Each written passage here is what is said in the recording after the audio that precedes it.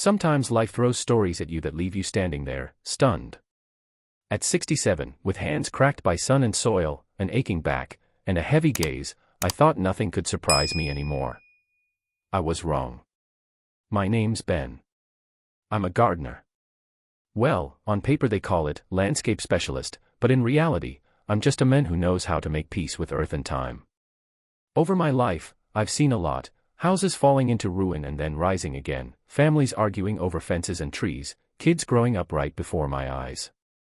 But the job I took 4 years ago, that one was special. A young couple, Josh and Claire Wallace, reached out to me. They had just bought an old estate on the edge of our town, a huge white house with grand columns, manicured lawns, and ancient maples that whispered secrets of the past. The house looked like something straight off a postcard, bright, spacious, warm. From the first day, I felt it: this was going to be my place. Josh was a sharp young guy, about 35, always in a suit, with a smile that actually seemed genuine. The kind of man who says "sir" and "ma'am," and you believe he means it. Claire, she was a true Southern beauty. Always barefoot on the porch, a book in hand, and a laugh so bright it could fill the whole sky. At first glance, they looked like the perfect couple. Like young heroes from an old, good-hearted movie. I started tending the garden. The lawns, the flower beds, the grape arbors, all of it needed patience and a whole lot of love, and I poured everything I had into it. Every morning I'd show up by 8 o'clock sharp.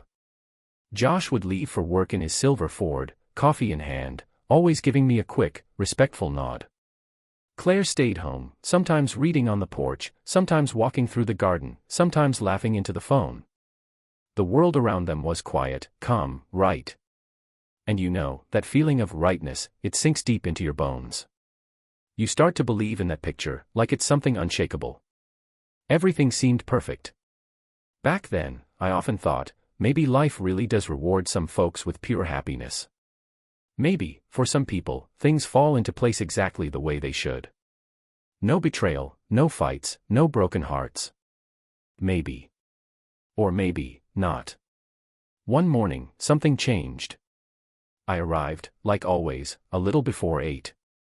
Parked my old Chevy by the gate, adjusted my cap, and breathed in the crisp autumn air. Everything seemed normal. Josh quickly gathered his things, kissed Claire on the cheek, and drove off to work.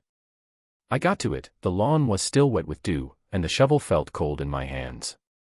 Routine work, the kind that used to bring me a strange comfort. A couple of hours later, while trimming the edges near the side porch, I noticed a black car pulling up the driveway.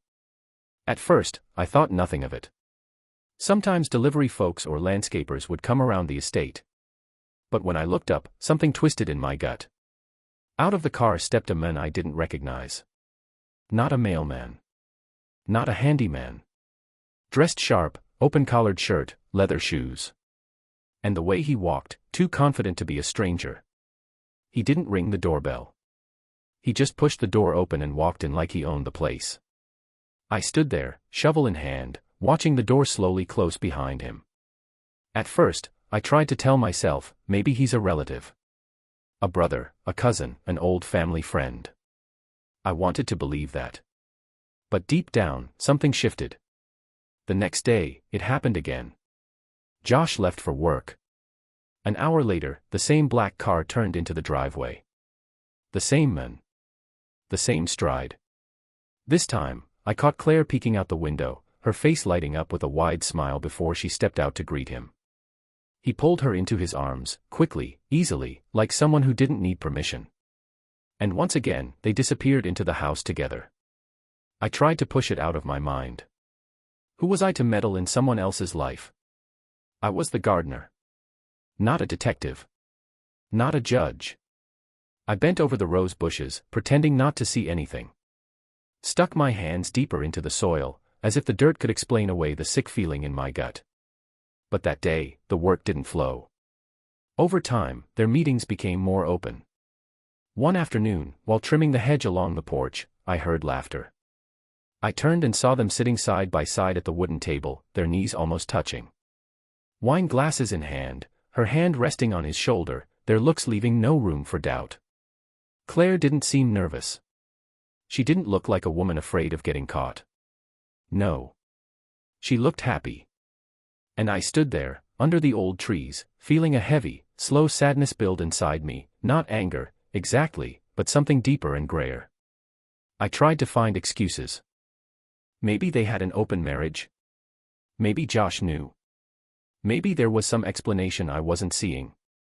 But every morning, seeing Josh's cheerful face, his light hand resting on Claire's shoulder, the absolute trust shining in his eyes, I understood. He didn't know. And the longer I stayed silent, the more I felt like I was part of the betrayal. These thoughts ate at me. I would come home at night, kick off my boots at the door, sit down on the old kitchen stool, and just sit there, staring into the quiet. The clock would tick on the wall. The cat would wind around my legs. And I would remember my first wife.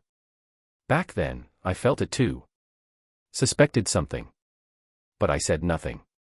And in the end, it all blew up right in my face. Betrayal leaves scars. Invisible ones. The deepest kind.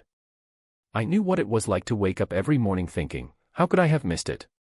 And I knew I wouldn't be able to look Josh in the eyes if I just let it happen again. I don't know who first said that old men grow wiser. Sometimes, getting older just means getting quieter. But the pain never goes away. After that week, I stopped finding comfort in the earth. Every time I passed the porch, I felt my heart drop in my chest. Sometimes it seemed like if I saw her laughing with that man, that smug bastard, just one more time, I wouldn't be able to take it. But what could I do? Each night, I'd sit alone in my kitchen, staring out at my tiny backyard where nothing had grown for years, thinking about the one mistake that had haunted me all my life. Once, I had a family.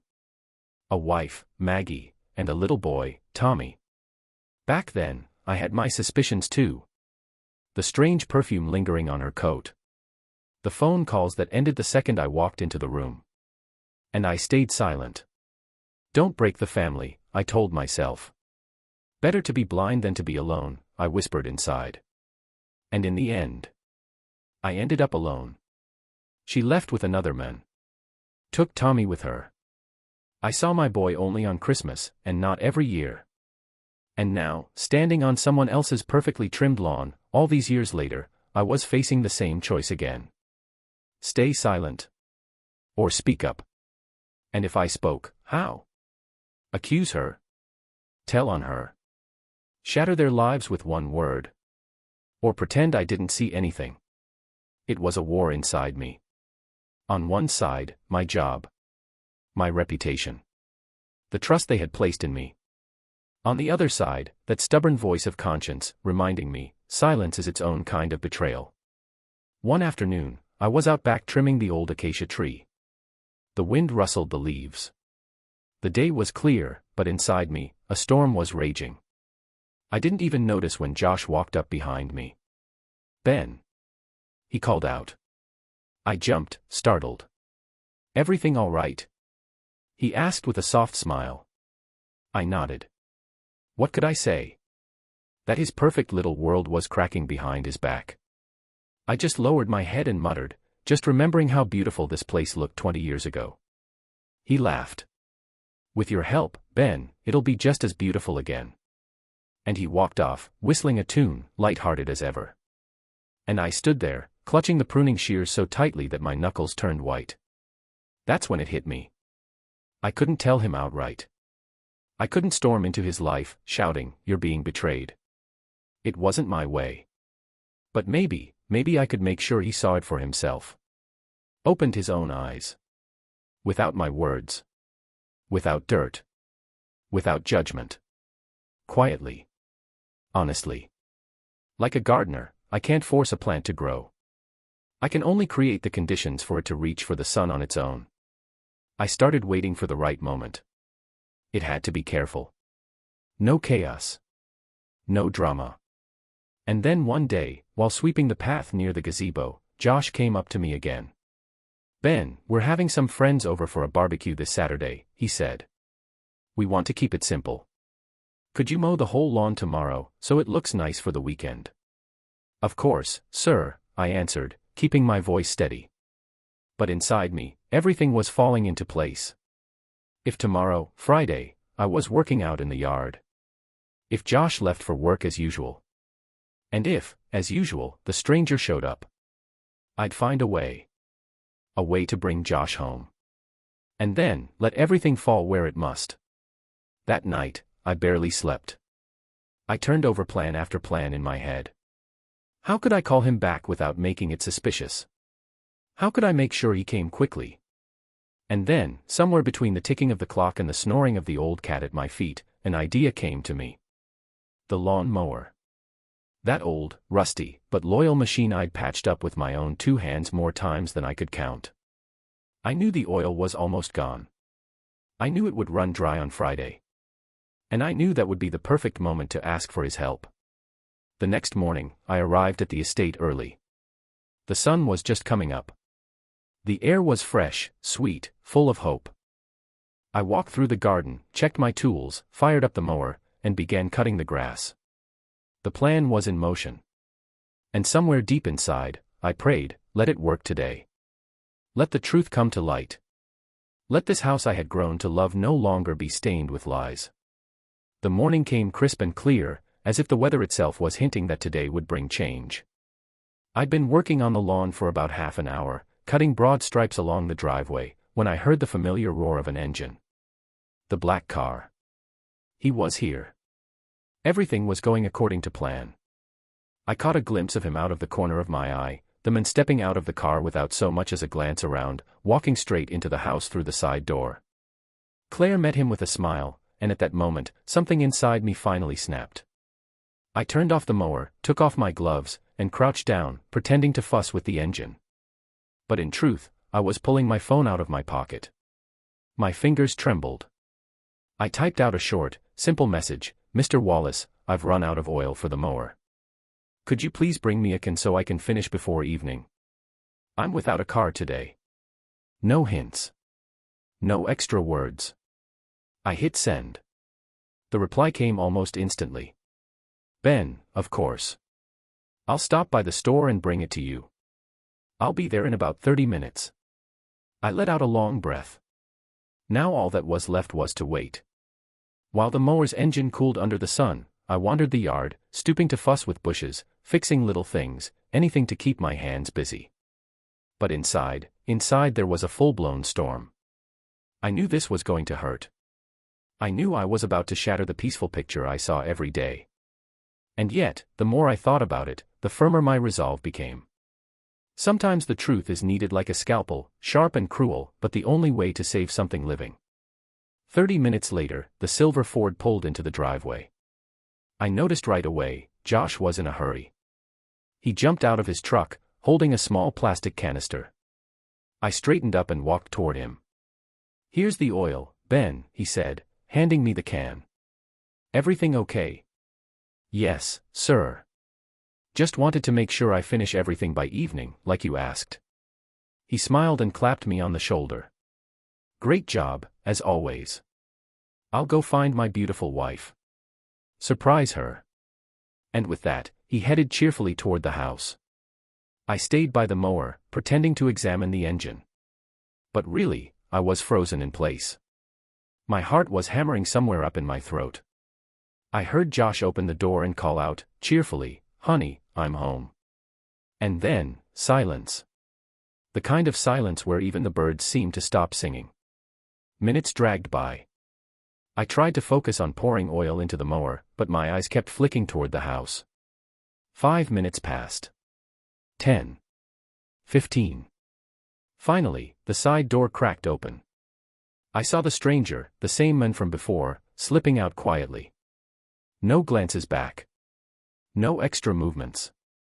He walked briskly to his car, head down. I noticed his face, pale. He didn't look at me. Didn't look at the garden. He got into his car, fired up the engine, and drove off in a cloud of dust. And Josh? He didn't come out. The house stood frozen in silence. No cheerful voices. No calls to lunch. Just an open upstairs window, through which I could faintly hear tense, muffled voices, and a dull, heavy thud. I understood, he stayed inside. They stayed inside. To sort it out. I couldn't stand there any longer. I fired up the mower and started cutting the grass again, acting like nothing had happened. Stripe after stripe. Meter after meter. As if every fresh line of cut grass could erase what I had just witnessed. But inside, there was a strange emptiness. Not relief. Not satisfaction. Just a heavy, almost tangible sorrow. I knew, after today, nothing would be the same again. And I knew, I had done everything I could. Honestly. In my own way. No shouting. No judgment. No betrayal. Just, like a gardener pruning away a dead branch, so something new could have a chance to grow. Friday evening settled over the estate strangely early. The sun hadn't even set yet, but it felt like everything around the house was already sinking into shadow.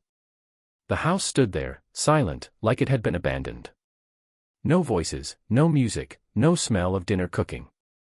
I finished up the lawn, packed away my tools in the shed, and slowly made my way toward the gate, each step feeling heavier than the last. Usually, Claire would wave at me from the porch, maybe toss a quick "thank you" my way. But today, nothing. Silence. I looked up at the windows. They were thrown wide open, as if someone was trying to air out the smell of yesterday's lies. I sighed and left, feeling a strange emptiness inside. I couldn't find peace all weekend. On Saturday, I stopped by the hardware store and bought a new pair of shears, not because I needed them, really, but just to have something to do with my hands. I sat in the city park, sipping coffee, watching kids climb and swing and fall, laughing or crying. I watched young couples argue and make up, stealing kisses under the trees. And I thought. I thought about what I had done. And what I had seen. On Sunday, I couldn't help myself, I drove past the estate again. And what did I see? The house was silent. There were no cars in the driveway. No Josh. No Claire. Just the wind kicking dust along the neatly trimmed bushes. I slowed down, creeping past like a stranger. The heaviness in my chest grew stronger. Everything's changed, I thought. And I was right. Monday morning, I showed up for work like always. 8 o'clock. Crisp morning air. My old boots leaving prints on the damp stone walkway. I had no idea what to expect. I hadn't even prepared myself for what was coming. I barely had time to set my gloves down on the bench by the shed when I saw Josh. He was walking toward me from the porch. Wearing jeans and a plain t-shirt. No usual bounce in his step. No smile. His face was set like stone. His gaze direct and heavy. I knew right then, he knew. He stopped a few feet from me, crossing his arms over his chest. "Ben," he said quietly. "Thank you for everything you've done for us over the years." I said nothing. I just stood there, waiting. But, circumstances have changed. We're putting the house up for sale.